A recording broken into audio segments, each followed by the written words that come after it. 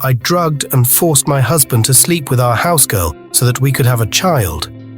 After he spent a night with the housegirl, he woke the next morning and told me that he was madly in love with her, that he enjoyed her in bed more than me, and she was more romantic than me. It all started when Mero told her husband John to sleep with their housegirl to have a child after being married for 10 years without a child.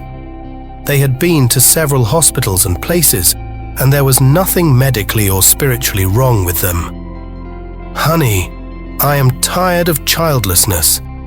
Please, I want you to sleep with Elizabeth, our housegirl, and get her pregnant. After she gives birth, we can pay her off handsomely, sell all our properties, carry the baby, and relocate to another village, said Mero. What? How could you advise me to commit such an atrocity? Do you want me to tarnish the image of this family? Mero, the love I have for you is far beyond what you just told me to do. It's not our fault that we never have children. Let's continue to be patient, hope, believe, and trust in God for children. Mero, I will never sleep with my housegirl in the name of having a child. I want children from your womb, and that's final. John responded. Baby, if we continue to wait for me to give birth, I don't know how long it will take. Please, just grant me this request. Let's just have one child first. Mero kept begging her husband. Okay, if that's the case, let's adopt a 6-month-old baby and relocate from this village. Are you okay with that? John asked. No, please, I am not okay with adoption. What if the child has been possessed by an evil spirit? Please, just sleep with our housegirl. That's the best decision we can take to get rid of this childlessness, she insisted. Mero, count me out. I will never do that. If you don't accept adoption, then forget about it, and don't you ever call me for this kind of pointless discussion nonsense. John walked away furiously. After her husband left angrily, Mero began to think of what she would do to make her husband sleep with their housegirl. And she eventually got a plan. And thereafter, she called their housegirl named Elizabeth, and she came out. Elizabeth, I want you to do something very significant for me, and I am going to pay you handsomely, said Mero. Madam, what's that? Elizabeth asked. Are you sure you will do it? Madam, I will do anything possible for you, Elizabeth responded. Elizabeth, you've been with us for over 5 years. I believe you've seen how my husband and I have been struggling badly to have a child, said Mero. I know, Ma, but what exactly do you want me to do, please? Elizabeth asked. Elizabeth, I want you to seduce my husband and sleep with him, and you will continue sleeping with him until you conceive, said Mero. Jesus Christ. Madam, no, I can do anything for you, but I can't sleep with your husband. You're like a mother and a sister to me, please. I can do any other things for you. But you see, this one is very impossible, Elizabeth replied. Please, Elizabeth, I understand how you feel. Please, just sleep with him and get pregnant for him, and I will pay you 1 million naira. Are you in? Mero asked. No, Ma, I can't do that. Your husband can even kill me if I try to seduce him. Please, Ma, I don't want problems, Elizabeth responded. Forget about what my husband will do. I know what I will do to make him sleep with you. But please, Ma, I will never sleep with him. I will give you 2 million naira. 1 million naira now and 1 million naira when you get pregnant for him, said Mero. Okay, Ma, but I'm afraid of your husband. Elizabeth, don't worry about my husband. Just play your roles and leave my husband for me. Okay, Ma, I will take the risk. I am sending you 1 million naira now, but you will swear that any day you disclose this secret to anyone, you will bleed uncontrollably for the rest of your life, said Mero. So, After Elizabeth swore, Mero sent her 1 million naira straight away. A few days later, Mero persuaded her husband and drugged him. In the night, she forced her husband John to sleep in their guest room with Elizabeth, and both of them spent the night in the guest room. In the morning, John went to his wife and said, "Mero, after all the warnings, you had the temerity to drug me and make me sleep with Elizabeth. Honey, please, I am very sorry. You know, if we don't take quality action and risk, we will not have a child. I am very sorry to have betrayed you. I just want the best for this family." Mero apologized. "My dear wife, there is no need for you to apologize. The good news is that I am madly in love with Elizabeth now. She's very romantic and lovely, and I even enjoyed her more than you," John responded. "John, what are you trying to say? Because I don't understand what you just said," Mero curiously asked. "Mero, quit the pretense. You heard me well and clear. I didn't hear you clearly. Please repeat it." "Madam, I said I am in love with Elizabeth. That girl is super good." "John, so it has gotten to the point of you calling me madam, right? Obviously you're joking." "Please, I don't have your time this morning," John responded. "Sweetheart, where are you? Please come," John called Elizabeth in the presence of his wife. "Sir, I am here," said Elizabeth. "Elizabeth, you remember I told you that I am deeply in love with you, so henceforward, stop calling me sir. We're lovers now, and I want you to be calling me romantic names like baby, sweetheart, darling, honey, and so on. Is that clear?" John asked. "Yes, sir." "Oh, sorry, sweetheart," Elizabeth responded. "Elizabeth, what's the meaning of this madness that you're doing? What did you use on my husband?" Mero asked. "Elizabeth, I told you I will be going to work first thing this morning, so go and prepare my breakfast. I don't like all these dresses you always wear. When I come back from work, I will take you out and buy clothes and shoes.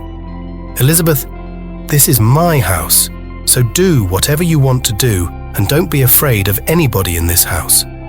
But if you're not comfortable here, just let me know so that I can rent apartments for you," said John.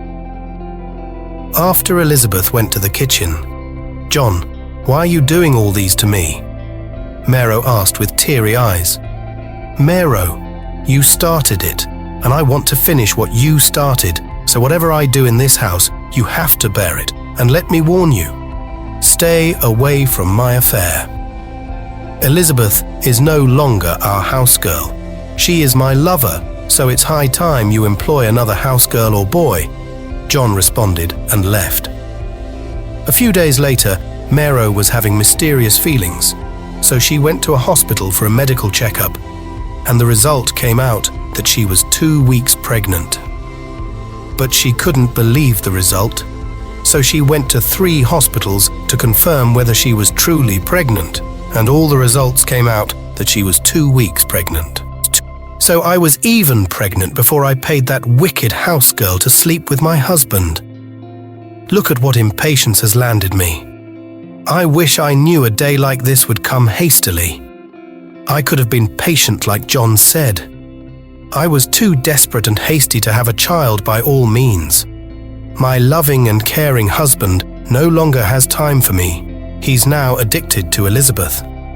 Oh God, why me? Mero lamented. When her husband returned from work and she showed him the pregnancy test results, she was shocked by her husband's response. "Mero, you're the funniest person I've ever seen in my entire life. Who are you trying to deceive, eh? You went and forged pregnancy test results and you expect me, John, to believe you. Who does that? Please, take these results from my presence. I need some space right now," John responded. "John, so it has gotten to the extent that you lost your trust in me?" Mero asked with teary eyes. I lost my trust in you since the day you drugged me and caused me to sleep with Elizabeth, so there is absolutely nothing that you will do that will make me trust you again. I'm concerned about our safety if we continue sharing a bed while our trust is broken. And I rather eat from outside than eat the meal you prepared. Because I don't trust you a bit. You might poison me, claim to be an innocent and accuse Elizabeth of killing me. You think I don't know all your evil plans in this house. Betrayal, leave my presence. John responded. John, why are you continuously causing me severe pains and heartbreak? Have I ever faked anything for you, or lied to you before? Point of correction. I am not causing you any pains and heartbreak. Hold yourself responsible for everything you're passing through today, because you are the cause of everything. Mero, I loved and trusted you beyond what you did. I told you to be patient, and that we would surely have children at the appointed time, but you had the shameless audacity to drug me and make me sleep with our housegirl. Because of lack of patience and endurance, and now I am deeply in love with the girl. Just as the same way, I was in love with you when I met you freshly, and there is nothing anyone or you can do to make the love and feelings I have for Elizabeth to dwindle. Just have this at the back of your mind. Syed John. Okay, fine. I accepted the blame, but you just have to understand that I was very desperate to have a child, but it's so unfortunate that everything turned out this way. I know I am not trustworthy and straightforward, but please, I want you to believe these pregnancy test results. The pregnancy is real. I can't forge it. I was having weird feelings this morning. I never had such feelings before, so I decided to go to the hospital for a medical checkup. And I was stunned when the doctor said I was pregnant. I didn't believe the doctor. So I had to go to 3 extra hospitals for confirmation, and they all confirmed that I am pregnant. John, please believe me. I can't fake pregnancy, said Mero. Mero, as far as I am concerned, the pregnancy you're talking about is absolutely fake. Apparently you paid the doctors to give you all these fake results. You think you can deceive me? I swear to God who created me, I didn't forge the results. Okay, fine, if you don't believe me. Let's go to any hospital and conduct a pregnancy test. If the result comes that I am not pregnant, please feel free to divorce me, said Mero. Mero, I am not going anywhere. You think I don't know that you can connive with a doctor and forge a pregnancy test result? Please get lost with all these fake ideas and results and stop trying to flatter me. John replied and walked away. Mero pregnancy took the matter from bad to worse, because John didn't believe the pregnancy at all. He thought possibly Mero was looking for a way to gain his attention, but he never knew Mero was truly pregnant. And when the pregnancy grew bigger, John accused Mero of pumping her tummy.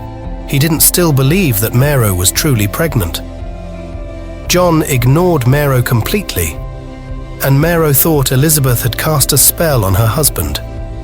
After she was completely ignored and rejected many times by her husband, out of frustration and unbearable heartbreak and pains, she took a photo of Elizabeth and her husband and went to a very powerful spiritualist to make Elizabeth run mad and to make her husband love and trust her because the circumstances were beyond her control.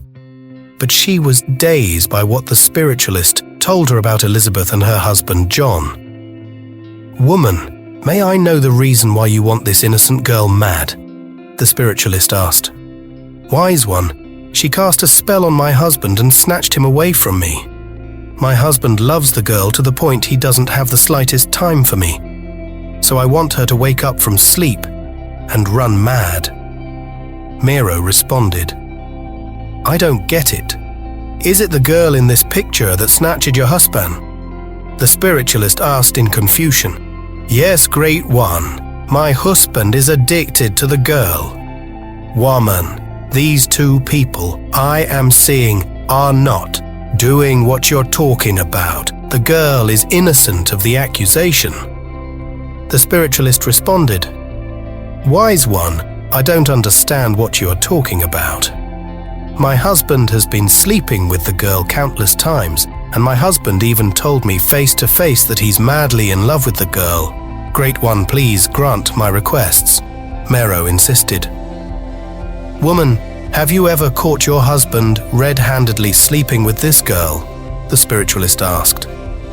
"No, but they always shared a bed, and my husband told me that he enjoyed the girl more than me," Mero answered. "Woman, go home and be patiently waiting on your delivery day. Don't mind anything your husband and the girl are doing. The mysteries behind what they are doing shall be revealed on the day you will give birth." The spiritualist responded, "Wise one, I don't understand. What mysteries are you talking about? I am not the one to reveal the mysteries, and these mysteries were assigned to be revealed on the day of your delivery, so you may leave." The spiritualist responded, and Mero left the spiritualist's place furiously, without believing what the spiritualist told her, and went directly to her husband's best friend, named Jerry, in his house. "Jerry, please, you're the only person that knows everything about my husband, including all his plans. So please tell me the truth. Did my husband tell you what's going on between him and my housegirl Elizabeth?" Mero asked. "Well, he told me that he is madly in love with Elizabeth, and he also intends to marry her, so that's all I know." Jerry responded, "What have I done to John that makes him hate me with a passion? He keeps on tormenting my feelings every blessed day." Mero lamented. "Mero, you know what you did, so stop trying to blame John. But I don't think your husband is truly having affairs with Elizabeth, because there was a day he came to my house with Elizabeth, and there was a weird statement he made that day that got me thinking up till now," said Jerry. "Jerry, please, what statement did he make? Tell me, I'm desperate to know." Mero asked, and opened her ears widely to listen to Jerry. "John and Elizabeth came when my wife was preparing lunch. So after she finished, John and I went to the dining and left Elizabeth. So when my wife came out from the kitchen and she didn't see Elizabeth at the dining table, she said, 'Elizabeth, come to the dining table, your food is here.' And John responded to my wife, 'No, she can't eat in the same dining table with me, so just give her food and let her eat there or in the kitchen.' John, I don't understand. Is it not this same Elizabeth you told me that you were in love with?" I asked. "Jerry, when I am in my house, Elizabeth is my lover. But when I am outside, she's my housegirl and I am her boss," John responded. "So that was what happened that day. Mero, I will advise you should take everything easy. I notice that you lack patience. Try and be patient and have faith that everything will be fine sooner or later," said Jerry. "Thank you very much, Jerry. I want to be on my way now. Take care of yourself, please." Mero got home and started minding her business. She took her mind off everything her husband and Elizabeth were doing. One faithful day, Mero and her best friend Jennifer were in the living room talking and enjoying themselves. John and Elizabeth came back from the hospital with an envelope, and when he saw Mero and her best friend, he started singing, dancing, and flaunting the envelope. "This is genuine pregnancy, not a fake pregnancy. Finally, I will become a father. God, thank you. Baby, please inform your family members that I will be coming to pay your bride price next week," said John. "Okay, I will do that as soon as possible, sweetie," Elizabeth replied with a fake smile. "Elizabeth, I want you to name just one request, and I will grant you right here. Is it a car, a house, or a trip to Dubai?" "Just name it," said John. "Let's go inside. I will tell you," Elizabeth replied. When they walked away, Mero became as angry as a bear with a sow head. She became extremely angry to the extent she wanted to stone John with the bottle of wine that they were drinking. but her best friend held her very tight and took her to her house to cool off her anger. A few hours later, "Mero, I didn't know that was what you always go through every day, my dear. You need to do something before everything gets out of hand," said Jennifer. "Jennifer, I am fed up with that marriage. What do you want me to do?" Mero asked. "My dear best friend, with what I saw today, chances are excellent that Elizabeth would take your position in your matrimonial home. You better wake up from this deadly sleep and act speedily," said Jennifer. "You're very correct. So what do you want me to do at this juncture?" Mero asked. "Kill your husband and inherit all his properties and accuse Elizabeth of killing him. After you succeed in killing your husband, I will tell you what you will do to prove to everyone beyond a reasonable doubt that your husband was truly killed by Elizabeth. If you don't kill him now, if Elizabeth gives birth, John might send you away. Don't forget he doesn't love you anymore, and he also doesn't believe that you're pregnant. So it is high time for you to kill him and have peace of mind," said Jennifer. "Jennifer, I can never kill my husband. It has not gotten to that extent, please. Talk about something else, please." Mero responded. "Mero, I never knew you don't always think and reason like a normal human being. This same husband you're talking about hates you with a passion. He doesn't care to know whether you're okay or not. He doesn't trust and believe you slightly, and above all, he impregnated your housegirl and intend to marry her. And you're foolishly here, claiming that you have a husband," Jennifer responded. "Jennifer, I know my husband doesn't love me anymore, and he doesn't care about me and my conditions, but I can't kill him. I would prefer to seek a divorce rather than resort to violence. Jennifer, I am beginning to suspect you. It seems you're always praying for my downfall. This was how you advised me to drug and force my husband to sleep with my housegirl. And the result turned out to be a disaster. Please, I will never kill my husband." Mero responded. "Mero, you're a fool for saying these to me. I told you to secretly sleep with your husband's friend." Flashback. A few months ago. "Jennifer, I am tired of childlessness. I have been married to John for good 10 years without having a child, and he's not doing anything about it. Every time he would tell me to be patient, and that children would come at the appointed time, and I have been waiting for that appointed time to come, and the appointed time has not come. I am tired, Jennifer," Mero lamented. "I feel your pains, Mero, but let me tell you something that you don't know if you continue to wait for your husband to get you pregnant. My dear best friend, you will wait forever. Forget about the appointed time. He's just deceiving you.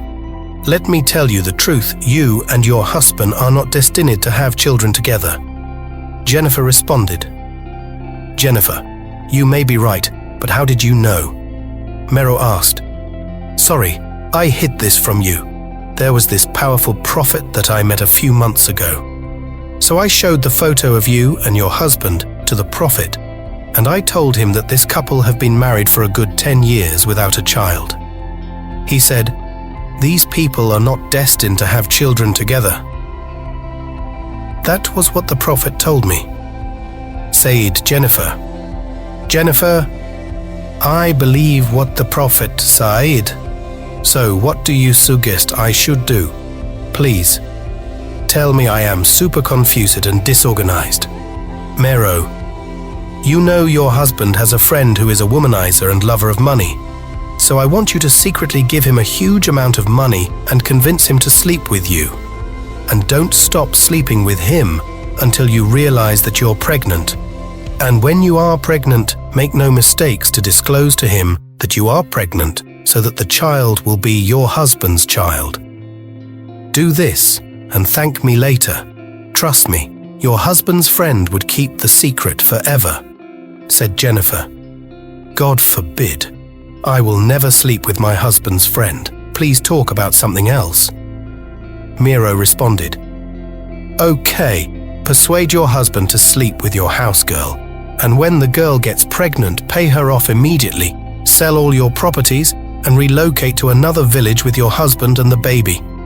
But if your husband doesn't agree to sleep with Elizabeth, I will give you a substance to put in his food, and when he eats it, he will be out of his senses and will not know anything," said Jennifer. "That's a very big risk. What about adoption?" Mero asked. "Adoption is not good at all. The child might be possessed by a mysterious evil spirit. You know this wicked world, anything can happen. So don't go for adoption. Just do what I said and thank me later," said Jennifer. "I agree with you. The world is full of evil. I will take the risk, please. So where is the substance?" Mero asked. "The substance will be ready tomorrow. Trust me, if you do what I just said, you won't regret it. I trust you. Thank you for always wanting the best for me. You're indeed a best friend." Mero appreciated Jennifer. "You can say that again. Don't worry, when everything works out as we plan, I will buy you a brand new car," said Mero. I can't wait. Jennifer, thank you for always standing by me. My life would have been miserable and incomplete without your presence in my life. You're a great friend." Mero praised Jennifer. "Anything for you," said Jennifer, the end of flashback. "Jennifer, I swear you're not a good person. You just want to ruin my life and my marriage," said Mero. "Mero, enough. Stand up and leave my house. And don't you ever come to my house with your family's problems. I did not give birth to you. Please stand up and use the door before I do something nasty to you right now."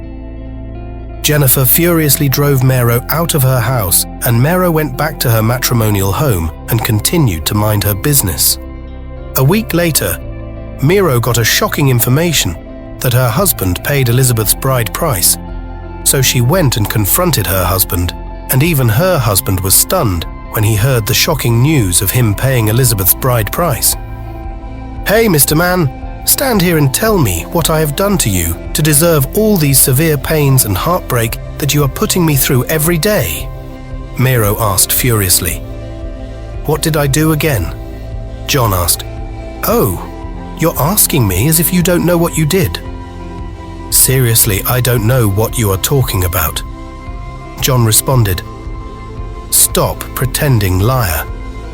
It is very obvious that you're not serious. I don't have time for this drama this morning. Please."